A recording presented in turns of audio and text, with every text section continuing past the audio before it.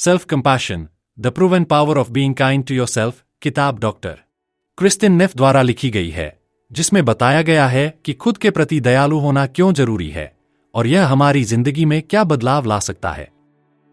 यह किताब हमें यह सिखाती है कि जब हम गलतियां करते हैं या मुश्किल समय से गुजरते हैं तो खुद को कठोरता से जज करने के बजाय हमें खुद के साथ वैसा ही व्यवहार करना चाहिए जैसा हम किसी अच्छे दोस्त के साथ करते हैं। क्रिस्टिन नेफ इस किताब में बताती हैं कि सेल्फ कंपैशन यानी आत्मकरुणा हमारे मानसिक और भावनात्मक स्वास्थ्य के लिए कितनी फायदेमंद हो सकती है और कैसे यह हमारी खुशी, आत्मसम्मान और सफलता को बढ़ा सकती है। इसमें 3 मुख्य पहलू हैं: सेल्फ काइंडनेस यानी खुद के प्रति दयालुता, कॉमन ह्यूमैनिटी यानी यह समझना कि हम अकेले नहीं हैं, और माइंडफुलनेस यानी अपने विचारों और भावनाओं को संतुलित तरीके से देखना। किताब में इन्हीं तीनों पहलुओं को विस्तार से समझाया गया है और यह बताया गया है कि हम सेल्फ कंपैशन को अपनी रोजमर्रा की जिंदगी में कैसे शामिल कर सकते हैं। हिंदी ऑडियो बुक चैनल पर हम बेहतरीन किताबों की ऑडियो समरी लाते हैं ताकि आप अपनी जिंदगी में पॉजिटिव बदलाव ला सकें। इस चैनल का मकसद यह है कि आप लाइफ चेंजिंग बुक्स की जरूरी बातें आसानी से समझ सकें और उन्हें अपने जीवन में लागू कर सकें। हम किताबों की संक्षिप्त लेकिन गहरी व्याख्या करके आपको उनके सबसे महत्वपूर्ण सिद्धांतों और सबक से रूबरू कराते हैं ताकि आप बिना ज्यादा समय लगाए उन किताबों का सार ग्रहण कर सकें। चाहे वह सेल्फ इंप्रूवमेंट हो, मोटिवेशन हो, फाइनेंस हो या किसी भी तरह की ग्रोथ से जुड़ी बातें, हमारी कोशिश यही रहती है कि हम आपको हर किताब का सबसे प्रभावी ज्ञान सरल और रोचक तरीके से दें, जिससे आप अपने विचारों को नया दृष्टिकोण दे सकें और अपनी लाइफ को बेहतर बना सकें। चैप्टर 1, खुद के प्रति दयालुता की खोज। क्या आपने कभी सोचा है कि जब आप किसी दोस्त को दुखी देखते हैं तो आप उसे कैसे सांत्वना देते हैं? शायद आप उसे प्यार और सहानुभूति से समझाने की कोशिश करते हैं, लेकिन जब खुद की बारी आती है तो हम अक्सर अपने साथ कठोर हो जाते हैं। डॉक्टर क्रिस्टिन नेफ इस अध्याय में बताती हैं कि खुद के प्रति दयालुता यानी सेल्फ कंपैशन को अपनाना क्यों जरूरी है और यह कैसे हमारी मानसिक और भावनात्मक सेहत पर गहरा प्रभाव डालता है। जब हम असफल होते हैं या किसी कठिन परिस्थिति से गुजरते हैं तो हमारा पहला स्वाभाविक रिएक्शन होता है खुद को जज करना, खुद पर गुस्सा करना और खुद को कमजोर समझना। हम सोचते हैं कि अगर हम खुद को कठोर शब्दों में डांटेंगे तो हम बेहतर प्रदर्शन करेंगे, लेकिन सच्चाई इसके उलट है। जब हम खुद के प्रति दयालु होते हैं तो हमारा दिमाग और दिल दोनों संतुलन में रहते हैं, जिससे हम चुनौतियों से बेहतर तरीके से निपट सकते हैं। क्रिस्टिन नेफ ने अपने जीवन के एक बहुत ही व्यक्तिगत अनुभव को साझा किया है जब उनके बेटे को ऑटिज्म का पता चला। यह उनके लिए एक बहुत बड़ा झटका था। शुरुआत में उन्होंने खुद को दोष देना शुरू कर दिया, क्या मैंने कुछ गलत किया? क्या मैं एक अच्छी मां नहीं हूं? लेकिन जब उन्होंने आत्मकरुणा सेल्फ कंपैशन को अपनाया तो उन्होंने खुद को उसी तरह सांत्वना देना शुरू किया जैसे वे किसी और प्रियजन को देती। इस बदलाव ने न सिर्फ उनके तनाव को कम किया बल्कि उनके जीवन में संतुलन भी लाया। खुद को दयालुता देने के 3 मुख्य पहलू। 1, सेल्फ काइंडनेस, खुद के प्रति दयालुता। इसका मतलब है कि जब हम कठिन समय से गुजर रहे हों तो खुद को कठोर आलोचना करने की बजाय अपने साथ नरमी से पेश आएं। 2, कॉमन ह्यूमैनिटी, साझा मानवता का एहसास। हमें यह समझना होगा कि संघर्ष और तकलीफें हर इंसान की जिंदगी का हिस्सा हैं। हम अकेले नहीं हैं। 3, माइंडफुलनेस, सजगता, अपनी भावनाओं और संघर्षों को नजरअंदाज करने या उनसे भागने की बजाय उन्हें निष्पक्ष रूप से स्वीकार करें। जब हम इन 3 चीजों को अपनाते हैं तो हम एक मजबूत मानसिकता विकसित कर सकते हैं, जिससे न केवल हमारी व्यक्तिगत जिंदगी सुधरती है बल्कि हमारे रिश्ते भी बेहतर होते हैं। सीख, अगर आप खुद को हर गलती के लिए कोसते रहेंगे तो इससे कोई हल नहीं निकलेगा, लेकिन अगर आप खुद को समझेंगे, प्यार देंगे और अपनी कमियों को एक सीख की तरह लेंगे तो आप ज्यादा खुश, शांत और मजबूत बन पाएंगे। सेल्फ कंपैशन कोई कमजोरी नहीं बल्कि आपकी सबसे बड़ी ताकत हो सकती है।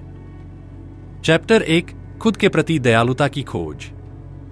क्या आपने कभी सोचा है कि जब आप किसी दोस्त को दुखी देखते हैं तो आप उसे कैसे सांत्वना देते हैं?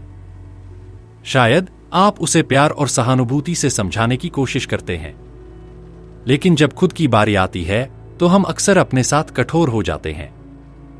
डॉक्टर क्रिस्टिन नेफ इस अध्याय में बताती हैं कि खुद के प्रति दयालुता यानी सेल्फ कंपैशन को अपनाना क्यों जरूरी है और यह कैसे हमारी मानसिक और भावनात्मक सेहत पर गहरा प्रभाव डालता है। जब हम असफल होते हैं या किसी कठिन परिस्थिति से गुजरते हैं तो हमारा पहला स्वाभाविक रिएक्शन होता है खुद को जज करना, खुद पर गुस्सा करना और खुद को कमजोर समझना। हम सोचते हैं कि अगर हम खुद को कठोर शब्दों में डांटेंगे तो हम बेहतर प्रदर्शन करेंगे। लेकिन सच्चाई इसके उलट है। जब हम खुद के प्रति दयालु होते हैं तो हमारा दिमाग और दिल दोनों संतुलन में रहते हैं, जिससे हम चुनौतियों से बेहतर तरीके से निपट सकते हैं। क्रिस्टिन नेफ ने अपने जीवन के एक बहुत ही व्यक्तिगत अनुभव को साझा किया है जब उनके बेटे को ऑटिज्म का पता चला। यह उनके लिए एक बहुत बड़ा झटका था। शुरुआत में उन्होंने खुद को दोष देना शुरू कर दिया, क्या मैंने कुछ गलत किया? क्या मैं एक अच्छी मां नहीं हूं? लेकिन जब उन्होंने आत्मकरुणा सेल्फ कंपैशन को अपनाया तो उन्होंने खुद को उसी तरह सांत्वना देना शुरू किया जैसे वे किसी और प्रियजन को देती। इस बदलाव ने न सिर्फ उनके तनाव को कम किया बल्कि उनके जीवन में संतुलन भी लाया। खुद को दयालुता देने के 3 मुख्य पहलू। 1. Self kindness. खुद के प्रति दयालुता इसका मतलब है कि जब हम कठिन समय से गुजर रहे हों तो खुद को कठोर आलोचना करने की बजाय अपने साथ नरमी से पेश आएं। 2. Common humanity. साझा मानवता का एहसास। हमें यह समझना होगा कि संघर्ष और तकलीफें हर इंसान की जिंदगी का हिस्सा हैं। हम अकेले नहीं हैं। 3. माइंडफुलनेस। सजगता। अपनी भावनाओं और संघर्षों को नजरअंदाज करने या उनसे भागने की बजाय उन्हें निष्पक्ष रूप से स्वीकार करें। जब हम इन 3 चीजों को अपनाते हैं तो हम एक मजबूत मानसिकता विकसित कर सकते हैं, जिससे न केवल हमारी व्यक्तिगत जिंदगी सुधरती है बल्कि हमारे रिश्ते भी बेहतर होते हैं। अगर आप खुद को हर गलती के लिए कोसते रहेंगे तो इससे कोई हल नहीं निकलेगा। लेकिन अगर आप खुद को समझेंगे, प्यार देंगे और अपनी कमियों को एक सीख की तरह लेंगे तो आप ज्यादा खुश, शांत और मजबूत बन पाएंगे। सेल्फ कंपैशन कोई कमजोरी नहीं बल्कि आपकी सबसे बड़ी ताकत हो सकती है। चैप्टर 2 मानसिक कठोरता खत्म करना। क्या आपने कभी गौर किया है कि जब आप कोई गलती करते हैं तो आपका दिमाग तुरंत आपको जज करने लगता है? मैं कितना बेवकूफ हूं, मेरे साथ ही ऐसा क्यों होता है? ऐसे विचार अचानक हमारे मन में आ जाते हैं। क्रिस्टिन नेफ इस अध्याय में बताती हैं कि यह सेल्फ क्रिटिसिज्म यानी आत्मालोचना हमारे दिमाग में गहराई से जड़ें जमा चुकी है। हमें लगता है कि खुद को कठोर शब्दों में डांटने से हम बेहतर इंसान बनेंगे, लेकिन हकीकत कुछ और ही है। खुद पर कठोर होने का असर। जब हम खुद को दोषी ठहराते हैं तो हमारा दिमाग इसे एक खतरे की तरह लेता है और हमारा फाइट और फ्लाइट रिस्पॉन्स एक्टिव हो जाता है। यानी या तो हम खुद को और ज्यादा दबाव में डालते हैं या फिर पूरी तरह से हार मान लेते हैं। इससे हमारी सेल्फ एस्टीम गिरती है और हम बार बार अपनी गलतियों को लेकर परेशान रहते हैं। क्रिस्टिन नेफ बताती हैं कि जब हम दूसरों के प्रति दयालु होते हैं तो हमारे अंदर करुणा और समझदारी बढ़ती है। लेकिन जब खुद की बारी आती है तो हम इतने बेरहम क्यों हो जाते हैं? हमें यह समझना होगा कि गलतियां इंसान होने का हिस्सा हैं। अगर हम खुद को कठोर शब्दों में जज करेंगे तो इससे न सुधार होगा, न ही आत्मविश्वास बढ़ेगा। सेल्फ क्रिटिसिज्म को कैसे कम करें? 1. अपने अंदर की आवाज को पहचानें।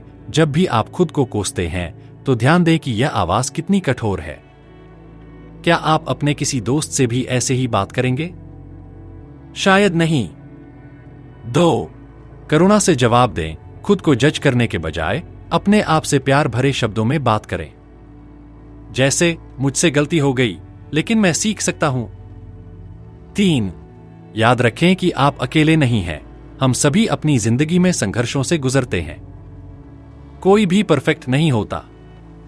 अगर आप हर गलती के लिए खुद को दोष देंगे तो आप कभी आगे नहीं बढ़ पाएंगे। लेकिन अगर आप खुद को माफ करना और समझना सीख जाएंगे तो आप मानसिक रूप से मजबूत बनेंगे। सेल्फ कंपैशन हमें न सिर्फ खुशी देता है बल्कि हमें जीवन की चुनौतियों से लड़ने की ताकत भी देता है।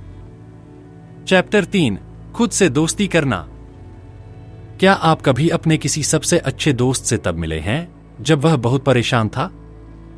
शायद आपने उसे दिलासा दिया होगा, उसे समझाया होगा कि सब ठीक हो जाएगा। लेकिन जब खुद की बारी आती है तो क्या आप अपने साथ ऐसा ही व्यवहार करते हैं? ज्यादातर लोग अपने दोस्तों के लिए तो बहुत दयालु होते हैं, लेकिन खुद के लिए बेहद सख्त। इस अध्याय में क्रिस्टिन नेफ बताती हैं कि सेल्फ कंपैशन का असली मतलब है खुद से दोस्ती करना। खुद से कठोरता क्यों? जब हम असफल होते हैं या किसी मुश्किल समय से गुजरते हैं तो हम अक्सर खुद को दोषी ठहराने लगते हैं। हम सोचते हैं कि अगर हम अपने साथ कठोर रहेंगे तो हम और मेहनत करेंगे और बेहतर बन पाएंगे। लेकिन क्या यह सच में काम करता है? नहीं, बल्कि यह हमें और ज्यादा निराश कर देता है। हमारी आत्मशंका, सेल्फ डाउट बढ़ जाती है और हम अपने आप से ही दूर हो जाते हैं। खुद के साथ दोस्त जैसा व्यवहार कैसे करें? 1. अपनी गलतियों को समझें, उन्हें अपनाएं। जब आप गलती करें तो खुद से कहें, कोई बात नहीं, हर इंसान गलतियां करता है और मैं इससे सीख सकता हूं। 2. खुद को वैसे ही सहारा दें जैसे किसी दोस्त को देते हैं। जब आप किसी बुरी स्थिति से गुजर रहे हों तो अपने आप से नरमी से बात करें, मैं जानता हूं कि यह समय कठिन है, लेकिन मैं खुद का साथ दूंगा। 3. खुद को वो प्यार दें जो आप दूसरों को देते हैं। अगर आपका कोई दोस्त परेशान होता तो आप उसे कैसे सांत्वना देते? अब वही चीज खुद के लिए भी करें। जब हम खुद से प्यार और करुणा से पेश आते हैं तो हमारी मानसिक और भावनात्मक स्थिति मजबूत होती है। हम खुद को जज करने के बजाय खुद को समझने लगते हैं। और यही सेल्फ कंपैशन की असली ताकत है, खुद को वैसे अपनाना जैसे हम अपने सबसे अच्छे दोस्त को अपनाते हैं। चैप्टर 4, खुद को जज करना छोड़ें। क्या आपने कभी महसूस किया है कि जब आप कोई गलती करते हैं तो आपका दिमाग तुरंत आपको जज करने लगता है? मैं कभी कुछ सही नहीं कर सकता, मैं हमेशा फेल हो जाता हूं। ऐसे विचार हमारे मन में तेजी से दौड़ते हैं। क्रिस्टिन नेफ इस अध्याय में बताती हैं कि सेल्फ जजमेंट यानी खुद को कठोरता से आंकना हमारी सबसे बड़ी बाधा है। अगर हम खुद को बार बार जज करते रहेंगे तो हम कभी आगे नहीं बढ़ पाएंगे। खुद को जज करने की आदत कैसे बनती है? बचपन से ही हमें सिखाया जाता है कि हमें परफेक्ट बनना चाहिए। स्कूल में नंबर कम आए तो टीचर ने डांटा, गलती की तो घर में सबने नाराजगी जताई। धीरे धीरे यह हमारी आदत बन गई, अगर मैं परफेक्ट नहीं हूं तो मैं काबिल नहीं हूं। यही सोच हमें खुद पर कठोर बना देती है। हम अपनी गलतियों को सबके सामने स्वीकार करने से डरते हैं क्योंकि हमें लगता है कि इससे हमारी काबिलियत पर सवाल उठेगा। खुद को जज करना क्यों छोड़ना चाहिए? जब हम खुद को जज करते हैं तो हमारे दिमाग में फाइट और फ्लाइट रिस्पॉन्स एक्टिव हो जाता है। यानी या तो हम खुद पर जरूरत से ज्यादा दबाव डालते हैं या फिर पूरी तरह हार मान लेते हैं। इससे तनाव, चिंता और आत्मसंदेह बढ़ जाता है। क्रिस्टिन नेफ बताती हैं कि हमें अपनी गलतियों को एक सीख की तरह देखना चाहिए, न कि अपनी कीमत तय करने के पैमाने की तरह। कैसे छोड़ें यह आदत? 1. खुद को एक ऑब्जर्वर की तरह देखें। जब भी आप अपने आप को जज करें तो थोड़ा रुकें और सोचें, अगर यही गलती किसी और ने की होती तो क्या मैं उसे भी ऐसे ही जज करता? 2. खुद से प्यार और सम्मान से बात करें। अपने दिमाग में खुद के लिए दयालुता और समझदारी से भरी बातें दोहराएं, मैं परफेक्ट नहीं हूं और इसमें कोई बुराई नहीं है। 3. अपनी गलतियों को सीखने का अवसर समझें। हर गलती आपको कुछ सिखाती है। इसे अपने ऊपर बोझ न बनाएं, बल्कि इसे आगे बढ़ने का जरिया बनाएं। अगर हम खुद को बार बार कठोरता से जज करेंगे तो इससे हमारी खुशियां और आत्मविश्वास दोनों कम होते जाएंगे। लेकिन अगर हम अपनी गलतियों को समझदारी और करुणा से देखेंगे तो हम मानसिक रूप से और भी मजबूत बनेंगे। इसलिए अगली बार जब आपका दिमाग आपको जज करने लगे, थोड़ा रुकें, गहरी सांस लें और खुद से कहें, मैं एक इंसान हूं और गलतियां करना मेरा हक है। चैप्टर 5, परफेक्शनिज्म का जाल। क्या आप हमेशा खुद को यह कहते हुए पाते हैं, मुझे परफेक्ट बनना ही होगा? या फिर अगर मैं गलत हुआ तो लोग क्या सोचेंगे? अगर हां, तो हो सकता है कि आप परफेक्शनिज्म यानी पूर्णता की आदत के शिकार हों। क्रिस्टिन नेफ इस अध्याय में बताती हैं कि परफेक्शनिज्म हमें न केवल थका देता है, बल्कि हमारी खुशी और आत्मसंतोष भी छीन लेता है। परफेक्शनिज्म, सफलता या बाधा। हम में से कई लोग मानते हैं कि अगर हम परफेक्ट बनने की कोशिश करेंगे तो हम ज्यादा सफल होंगे। लेकिन सच्चाई यह है कि परफेक्शनिज्म हमें डर के साए में जीने पर मजबूर कर देता है। हम हर काम में गलती करने से डरते हैं। आलोचना से बचने के लिए हम खुद को जरूरत से ज्यादा दबाव में रखते हैं। हम तब तक खुश नहीं होते जब तक सब कुछ एकदम सही न हो जाए। यह आदत हमारे मानसिक स्वास्थ्य को नुकसान पहुंचाती है और हमें कभी भी अपनी असली काबिलियत को अपनाने का मौका नहीं देती। कैसे पहचाने कि आप परफेक्शनिज्म के शिकार हैं? 1. गलतियों से डरना। क्या आप छोटी छोटी गलतियों के लिए खुद को जरूरत से ज्यादा दोषी ठहराते हैं? 2. हर चीज में बेहतरीन होने की चाहत। क्या आप तब तक संतुष्ट नहीं होते जब तक कि काम 100% परफेक्ट न हो? 3. आलोचना का डर।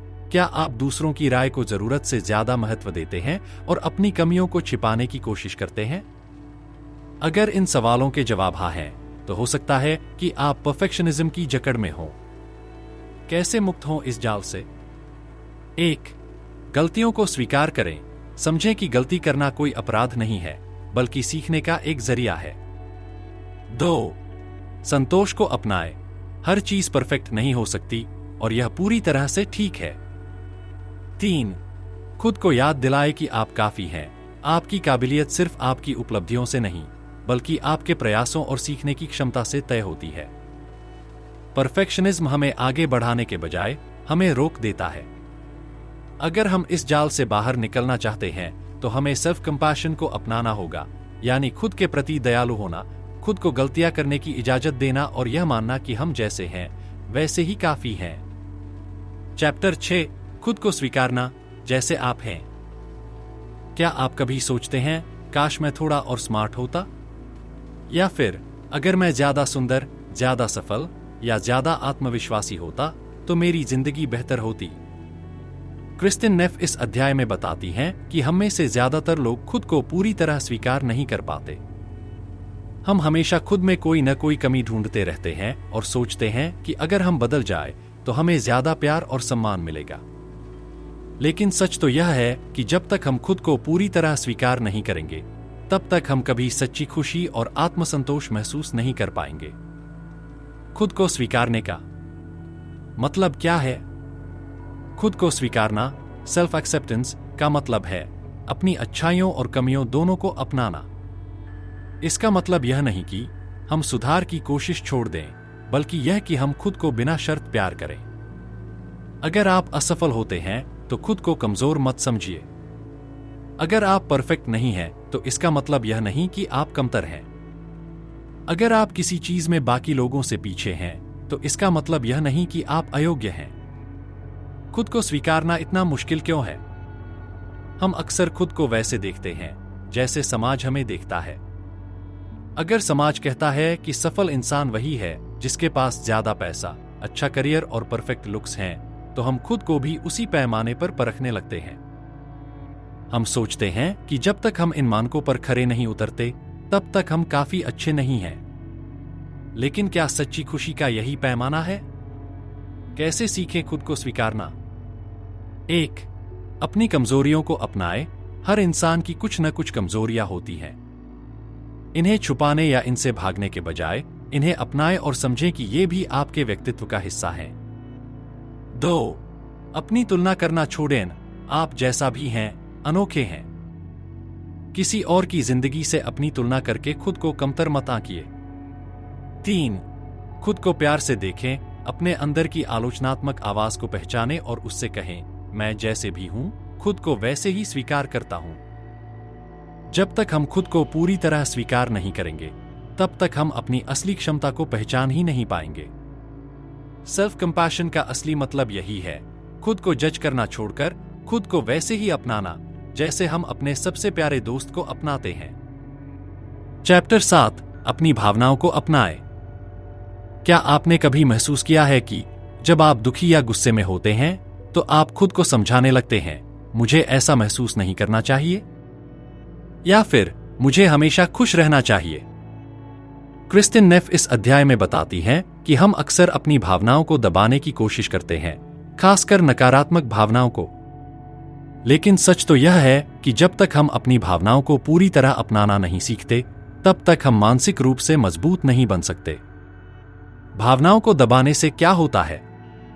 जब हम अपनी नकारात्मक भावनाओं को नजरअंदाज करते हैं या उन्हें दबाते हैं तो वे और ज्यादा बढ़ने लगती हैं। अगर हम गुस्सा महसूस कर रहे हैं लेकिन उसे दबा रहे हैं तो वह धीरे धीरे हमारे अंदर जमा होता जाता है और अचानक किसी छोटे मौके पर फूट पड़ता है। अगर हम दुखी हैं लेकिन उसे स्वीकार नहीं कर रहे तो वह तनाव और चिंता में बदल सकता है। अगर हम खुद को कमजोर समझकर अपनी भावनाओं को नजरअंदाज करते हैं तो हम कभी भी अपनी सच्ची भावनाओं को समझ ही नहीं पाते। कैसे अपनाएं अपनी भावनाओं को? 1. भावनाओं को महसूस करने की इजाजत दें। अगर आप दुखी हैं तो खुद को कहें, हाँ, मैं अभी दुखी हूं और यह पूरी तरह से ठीक है। इसे दबाने की कोशिश मत करें। 2. भावनाओं को जज न करें। कोई भी भावना अच्छी या बुरी नहीं होती, वे बस होती हैं। हमें उनसे भागने की जरूरत नहीं है, बल्कि उन्हें अपनाने की जरूरत है। 3. खुद से प्यार भरी बातें करें। जब भी कोई कठिन भावना आए तो खुद को दिलासा दें, मैं जो महसूस कर रहा हूं वह सही है। मैं खुद का समर्थन करता हूं। हमारी भावनाएं ही हमें इंसान बनाती हैं। अगर हम अपनी भावनाओं को अपनाएंगे तो हम खुद को और गहराई से समझ पाएंगे। सेल्फ कंपैशन का एक बड़ा हिस्सा यही है, अपने हर एहसास को स्वीकारना, चाहे वह खुशी हो, गुस्सा हो, दुख हो या डर। चैप्टर 8, खुद की देखभाल को प्राथमिकता दें। क्या आप हमेशा दूसरों की जरूरतों को खुद से पहले रखते हैं? क्या आपको ऐसा लगता है कि सेल्फ केयर यानी खुद की देखभाल करना कहीं न कहीं स्वार्थी होने जैसा है? क्रिस्टिन नेफ इस अध्याय में बताती हैं कि सेल्फ कंपैशन का एक जरूरी हिस्सा यह भी है कि हम अपनी भलाई का ध्यान रखें बिना किसी अपराध बोध के। खुद की देखभाल क्यों जरूरी है? अगर हम लगातार दूसरों की जरूरतों को अपनी जरूरतों से ऊपर रखते हैं तो धीरे धीरे हमारी ऊर्जा खत्म होने लगती है। जब हम थके होते हैं तो हम दूसरों की भी मदद सही तरीके से नहीं कर पाते। जब हम खुद को नजरअंदाज करते हैं तो हमारी खुशी कम हो जाती है। जब हम लगातार स्ट्रेस में रहते हैं तो हमारा दिमाग और शरीर दोनों प्रभावित होते हैं। इसलिए खुद की देखभाल करना कोई विलासिता नहीं, बल्कि जरूरत है। खुद की देखभाल कैसे करें? 1. ना कहना सीखें। अगर कोई चीज आपकी मेंटल या फिजिकल हेल्थ पर बुरा असर डाल रही है तो ना कहना सीखें। यह कोई बुरी बात नहीं है। 2. अपने शरीर का ध्यान रखें। अच्छा खाना खाएं, पर्याप्त नींद लें और एक्सरसाइज करें। अगर आप खुद को स्वस्थ रखेंगे तो आप बाकी चीजों के लिए भी ज्यादा ऊर्जा महसूस करेंगे। 3. वक्त निकालें खुद के लिए। रोजाना थोड़ा समय सिर्फ अपने लिए रखें, चाहे वह किताब पढ़ना हो, संगीत सुनना हो या सिर्फ आराम करना हो। 4. खुद को वही दया दें जो आप दूसरों को देते हैं। जब आप किसी दोस्त को थका हुआ देखते हैं तो आप उसे आराम करने के लिए कहते हैं, है ना? अब वही सलाह खुद को भी दें। खुद की देखभाल करना स्वार्थी नहीं, बल्कि समझदारी है। अगर हम खुद को समय नहीं देंगे तो हम किसी और की भी सही तरह से मदद नहीं कर पाएंगे। इसलिए सेल्फ केयर को अपनी प्राथमिकता बनाइए और खुद के लिए भी वही प्यार और दया रखिए जो आप दूसरों के लिए रखते हैं। चैप्टर 9, खुद को मोटिवेट करने का सही तरीका। क्या आपने कभी खुद को प्रेरित करने के लिए कड़े शब्दों का इस्तेमाल किया है? जैसे, अगर मैंने और मेहनत नहीं की तो मैं कभी सफल नहीं होऊंगा, या फिर मुझे खुद को और पुश करना होगा वरना मैं कुछ नहीं कर पाऊंगा। क्रिस्टिन नेफ इस अध्याय में बताती हैं कि सेल्फ कंपैशन का मतलब यह नहीं कि हम खुद से कोई उम्मीद ही न रखें, बल्कि यह कि हम खुद को प्रेरित करने का सही तरीका सीखें जो कठोरता के बजाय दयालुता पर आधारित हो। कठोरता बनाम दयालुता, कौन सा तरीका बेहतर है? बहुत से लोग मानते हैं कि खुद पर सख्त होना ही सफलता की कुंजी है, लेकिन यह तरीका अक्सर हमें तनाव और आत्मसंदेह से भर देता है। जब हम खुद को डांटते हैं तो हम डर के कारण काम करते हैं, न कि असली प्रेरणा से। कठोरता हमें असफलता से बचने के लिए मजबूर कर सकती है, लेकिन यह हमें नई चीजें सीखने से रोक सकती है। जब हम खुद के प्रति सख्त होते हैं तो हमारा आत्मविश्वास कम हो जाता है और हम खुद को कभी भी पर्याप्त महसूस नहीं करते। दूसरी ओर, अगर हम खुद को दयालुता के साथ प्रेरित करें तो हम ज्यादा आत्मविश्वासी और खुश रह सकते हैं। खुद को प्रेरित करने का सेल्फ कंपैशनेट तरीका 1। खुद से सकारात्मक शब्दों में बात करें। जब भी कोई मुश्किल स्थिति आए तो खुद को दिलासा दें, मैं अपनी पूरी कोशिश कर रहा हूं और मैं धीरे धीरे बेहतर हो रहा हूं। 2। गलतियों को सीखने का अवसर समझें। असफलता का मतलब यह नहीं कि आप कभी सफल नहीं होंगे। खुद से कहें, यह मेरी ग्रोथ का हिस्सा है और मैं इससे सीख सकता हूं। 3। खुद को डराने के बजाय अपने लक्ष्यों को समझें। अगर आप किसी काम के लिए प्रेरित नहीं हो पा रहे हैं तो खुद से पूछें, क्या यह सच में मेरे लिए जरूरी है? अगर हां, तो इसे करने के लिए प्यार और समझदारी से खुद को प्रेरित करें। 4। अपने छोटे छोटे प्रयासों की तारीफ करें। हर छोटी जीत मायने रखती है। खुद को यह याद दिलाएं कि आप धीरे धीरे प्रगति कर रहे हैं और यह भी एक सफलता है। खुद को प्रेरित करने का सबसे अच्छा तरीका है खुद से वैसा ही व्यवहार करना जैसा आप अपने सबसे अच्छे दोस्त से करेंगे। सख्ती से नहीं, बल्कि प्यार और समझदारी से खुद को आगे बढ़ाएं। इससे न सिर्फ आप ज्यादा आत्मविश्वास महसूस करेंगे, बल्कि आपकी सफलता भी ज्यादा संतुलित और स्थायी होगी। चैप्टर 10। दूसरों के प्रति दयालु बनें, लेकिन अपनी सीमाएं तय करें। क्या आप हमेशा दूसरों की मदद के लिए तैयार रहते हैं, भले ही इससे आपकी खुद की जरूरतें पीछे छूट जाए? क्या आपको कभी ऐसा लगता है कि आप लोगों को ना नहीं कह पाते क्योंकि आप उन्हें दुखी नहीं करना चाहते? क्रिस्टिन नेफ इस अध्याय में बताती हैं कि सेल्फ कंपैशन का मतलब सिर्फ खुद से दयालु होना नहीं, बल्कि यह भी समझना है कि दूसरों की मदद करते समय हमें अपनी सीमाएं भी तय करनी चाहिए। दूसरों की मदद करना कब नुकसानदेह बन जाता है? दूसरों के प्रति सहानुभूति और दयालुता दिखाना अच्छी बात है, लेकिन जब यह हमारी मानसिक और शारीरिक सेहत को प्रभावित करने लगे, तब यह नुकसानदेह हो सकता है। अगर आप हमेशा दूसरों की जरूरतों को पहले रखते हैं, तो आप खुद को अनदेखा करने लगते हैं। अगर आप हर किसी को खुश करने की कोशिश करते हैं, तो आप खुद को थका देंगे।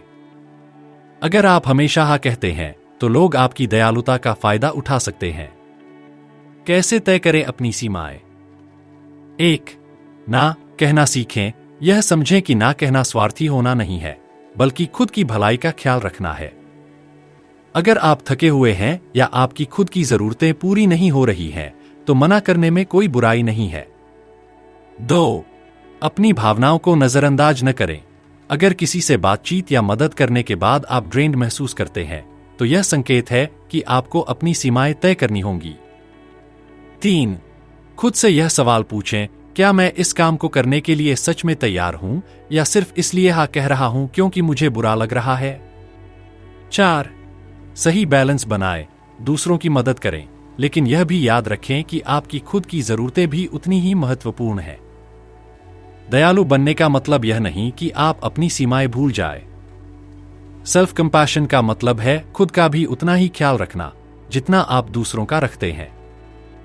जब आप अपनी सीमाएं तय करेंगे, तो न सिर्फ आप खुद ज्यादा खुश और संतुलित रहेंगे, बल्कि आपकी दयालुता भी ज्यादा असरदार और सच्ची होगी। चैप्टर 11। आलोचना से कैसे निपटें, खुद की और दूसरों की। क्या आपको दूसरों की आलोचना बुरी लगती है? क्या आप खुद को भी बहुत ज्यादा जज करते हैं? क्रिस्टिन नेफ इस अध्याय में बताती हैं कि आलोचना से निपटना और खुद के प्रति दयालु रहना सेल्फ कंपैशन का एक अहम हिस्सा है। आलोचना हमें इतना परेशान क्यों करती है?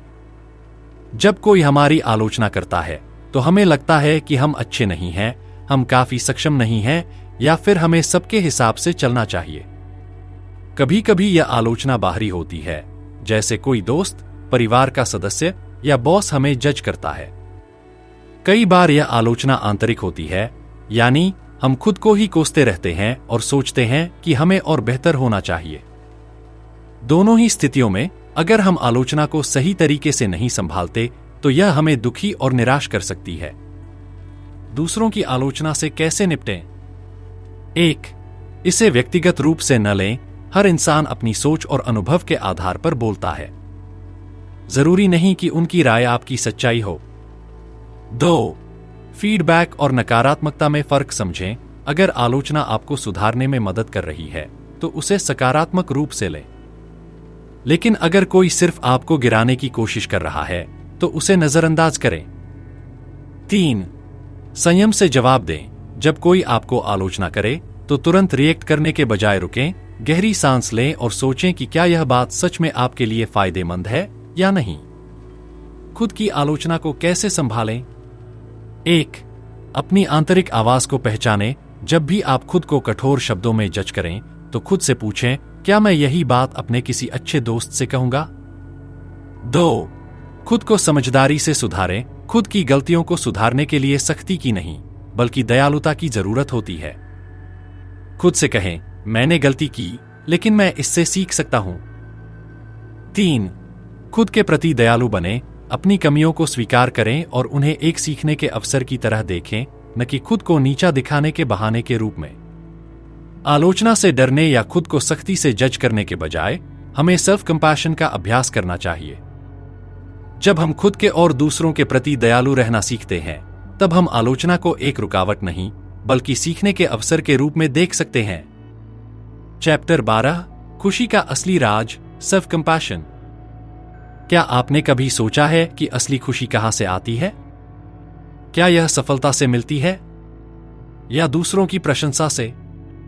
क्रिस्टिन नेफ इस अध्याय में बताती हैं कि सच्ची खुशी बाहरी चीजों पर निर्भर नहीं करती, बल्कि यह इस बात पर निर्भर करती है कि हम खुद के साथ कैसे पेश आते हैं। सेल्फ कंपैशन यानी खुद के प्रति दयालु होने से हम अंदर से खुश रह सकते हैं, चाहे परिस्थितियां कैसी भी हों। हमारी खुशी क्यों अस्थायी लगती है? बहुत बार हम सोचते हैं कि जब हमें प्रमोशन मिलेगा, जब हम परफेक्ट दिखेंगे या जब लोग हमारी तारीफ करेंगे तभी हम खुश रहेंगे। लेकिन ऐसा नहीं होता, क्योंकि जब हम किसी लक्ष्य तक पहुंचते हैं तो हमें अगला लक्ष्य चाहिए होता है। जब हम दूसरों की राय पर अपनी खुशी टिका देते हैं तो हम हमेशा उनके नजरिए से प्रभावित होते रहते हैं। जब हम खुद के प्रति कठोर होते हैं तो हमें कभी यह एहसास ही नहीं होता कि हम कितने मूल्यवान हैं। सच्ची खुशी कैसे मिलेगी? 1. खुद को बिना शर्त स्वीकार करें। अगर आप अपनी कमियों और खूबियों को अपनाएंगे तो बाहरी चीजें आपकी खुशी तय नहीं करेंगी। 2. हर स्थिति में खुद के प्रति दयालु रहें। चाहे कोई गलती हो जाए या कोई मुश्किल आए, खुद को कठोर शब्दों में जज करने के बजाय खुद से प्यार और समझदारी से बात करें। 3. वर्तमान में जीना सीखें। अगर हम हमेशा भविष्य की चिंता या अतीत का पछतावा करते रहेंगे तो खुशी का अनुभव नहीं कर पाएंगे। खुशी का असली राज। खुशी बाहरी उपलब्धियों से नहीं आती, बल्कि इस बात से आती है कि हम खुद को कैसे ट्रीट करते हैं। सेल्फ कंपैशन हमें सिखाता है कि हम अपनी खुशियों को खुद से जोड़ें, न कि दूसरों की राय या परिस्थितियों से। जब हम खुद से दयालु होते हैं तब हम हर पल में सच्ची खुशी महसूस कर सकते हैं। क्या आपने कभी सोचा है कि अगर आप खुद के सबसे अच्छे दोस्त बन जाए तो आपकी जिंदगी कितनी आसान हो सकती है? जब आप खुद को जज करना बंद कर देंगे, जब आप अपनी गलतियों को कोसने के बजाय उनसे सीखेंगे, जब आप खुद से वैसे ही पेश आएंगे जैसे आप अपने किसी करीबी से पेश आते हैं, तो जिंदगी में एक नई शांति और आत्मविश्वास आ जाएगा। क्रिस्टिन नेफ की यह किताब सेल्फ कंपैशन हमें यही सिखाती है कि खुद के प्रति दयालु होना कोई कमजोरी नहीं, बल्कि सबसे बड़ी ताकत है। क्योंकि जब हम खुद से प्यार करना सीखते हैं तब हम बाहरी परिस्थितियों और आलोचनाओं से प्रभावित हुए बिना भी खुश रह सकते हैं। इस किताब में बताए गए सिद्धांत सिर्फ एक विचार नहीं, बल्कि एक नई जीवन शैली की ओर इशारा करते हैं। अगर हम इन्हें अपनी जिंदगी में अपनाएं तो हर दिन थोड़ा और हल्का, थोड़ा और सहज और थोड़ा और खुशहाल बन सकता है। और यही तो असली जीत है। अगर आपको यह ऑडियो बुक पसंद आई हो तो हिंदी ऑडियो बुक चैनल को जरूर सब्सक्राइब करें। यहाँ आपको इसी तरह की और भी बेहतरीन किताबों के सार सुनने को मिलेंगे जो आपकी जिंदगी में सकारात्मक बदलाव ला सकते हैं। आप हमें कमेंट में बताइए कि यह किताब आपको कैसी लगी और अगली कौन सी किताब आप सुनना चाहते हैं। आपका समय अनमोल है और हम हर ऑडियो बुक के जरिए उसे और मूल्यवान बनाने की कोशिश करते रहेंगे। धन्यवाद।